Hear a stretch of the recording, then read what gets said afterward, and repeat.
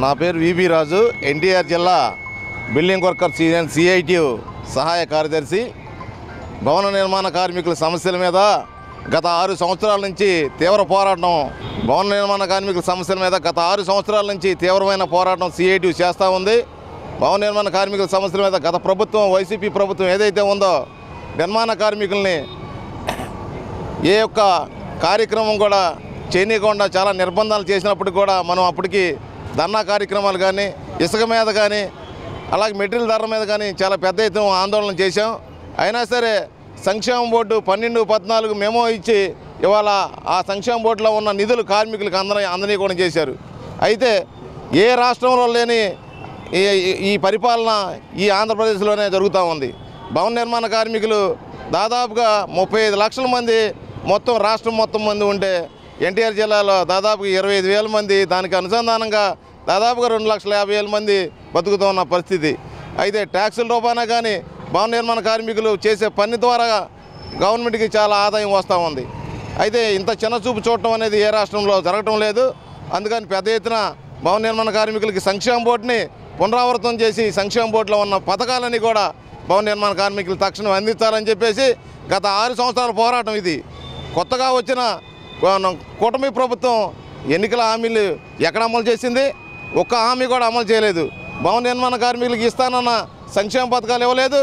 అట్లాగే ఇసుక ఉచితంగా ఇస్తానని చెప్పినా సరే ఇవాళ లోడ్లకు లోడ్లు దాన్ని 1,000 రూపాయలు, 3,000 నుంచి 6,000 చిన్న ట్రాక్టర్ ఇసుక కూడా పెరుగుతూ ఉన్న పరిస్థితి.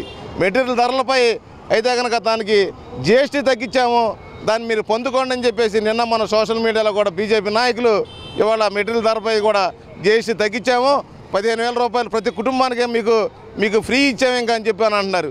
అంటే మెటీరియల్ ధరలపై మీరు నియంత్రణ చేసి జిఎస్టీ తగ్గిస్తే భవన నిర్మాణ కార్మికులకు సరిపోద్దండి. పెట్రోల్ డీజిల్పై కూడా నియంత్రణ చేసి జిఎస్టీ తగ్గిస్తేనే మెటీరియల్ ధరలపై కూడా ఉంటుంది. ఇవాళ సంవత్సరం 6 నెలల పైన అయినా కూటమి ప్రభుత్వం వచ్చినప్పటికి కూడా ఇవాళ భవన నిర్మాణ కార్మికులకు పనులు లేవు. భవన నిర్మాణ కార్మికులకు పనులు లేక, ఉపాధి లేక వలస వెళ్ళిపోయే పరిస్థితి. వలస కార్మికుల యాక్ట్ని కూడా ఇక్కడ వాళ్ళు ఇంప్లిమెంట్ చేసే పరిస్థితి లేదు. సంక్షేమ బోర్డుని పూర్తిగా పునరావృతం చేయకపోతే భవన నిర్మాణ కార్మికులతో ఇవాళ రాష్ట్ర వ్యాప్తంగా అన్ని జిల్లాల్లో కలెక్టర్ కార్యాలయాల దగ్గర జరుగుతూ ఉంది. ఇక్కడ మన అలంకార్ ధర్నా చౌక్ సెంటర్ దగ్గర భవన నిర్మాణ కార్మికులతో పెద్ద ఎత్తున ధర్నా కార్యక్రమం చేపట్టాం. జిల్లా వ్యాప్తంగా జరుగుతున్న ఈ కార్యక్రమానికి భవన నిర్మాణ కార్మికులందరం కూడా మీడియా మిత్రులతో ఈరోజు మీడియా ముందుకు వచ్చి మేము చెప్తున్నది ఒకటే: భవన నిర్మాణ కార్మికుల సమస్యలు పరిష్కరించకపోతే భవిష్యత్తులో పెద్ద ఎత్తున ఆందోళన ఉద్యమాలు చేస్తాం. లేకపోతే గత వైసీపీ ప్రభుత్వానికి పట్టిన గతే ఇవాళ కూటమి ప్రభుత్వం పడుతుందని చెప్పేసి ఇవాళ టీడీపీ ప్రభుత్వం దీన్ని ప్రత్యేకంగా అధ్యయనం చేసి ఇక మీదైనా కానీ నిర్మాణ కార్మికులకి, భవన నిర్మాణ కార్మికులకి పన్నులు ఎందుకు తగ్గుతున్నాయి, రిజిస్ట్రేషన్లు వెళ్ళి ఇంటికి ఎందుకు అవ్వట్లేదు, ఆ మెటీరియల్ ధరలపై ఒక అవగాహన చేసి నిర్మాణ కార్మికులకు ఉపాధి కల్పించాలి అని చెప్పేసి మేము భవన నిర్మాణ కార్మికుల సంఘంగా సిఐటియుగా డిమాండ్ చేస్తా ఉన్నాం. భవన నిర్మాణ కార్మికుల సంక్షేమ బోర్డు గత 6 సంవత్సరాల నుంచి బోర్డు ఉండగానే కార్మికులకి అందుబాటులో లేదండి. అది ఆ జీవో ఇచ్చి ఆ ఆఫీసులకి అట్లాగే అధికారులకి వాళ్ళకి మాత్రమే ఉపయోగం ఉంటుంది.